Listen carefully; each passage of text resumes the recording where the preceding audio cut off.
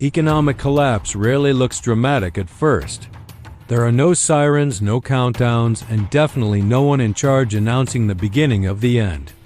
Instead, it starts quietly.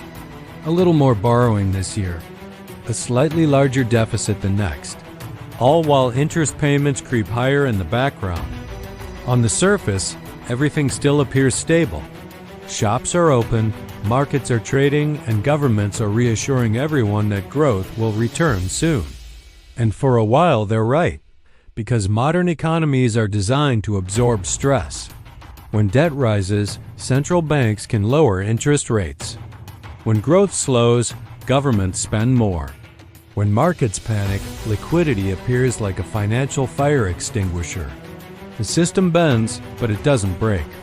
This creates a strange illusion, the belief that the problems are being solved. In reality, many are simply being postponed. Debt gets rolled forward. Old loans are replaced with new, bigger ones.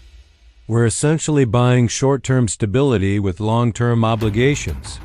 For years, sometimes even decades, this delicate balancing act continues. But then, the math starts to shift. Interest payments begin to grow faster than tax revenues. Governments find themselves borrowing not just to invest in the future, but simply to keep the lights on. At this point, confidence becomes the real currency. As long as investors believe the system will keep working, they'll continue lending. Markets stay calm, and politicians promise that reforms are just around the corner. But confidence is fragile. History shows us this pattern again and again, across countless countries and financial crises. The warning signs build slowly. Debt climbs, growth weakens, and interest rates rise. And then, suddenly, something small breaks the illusion.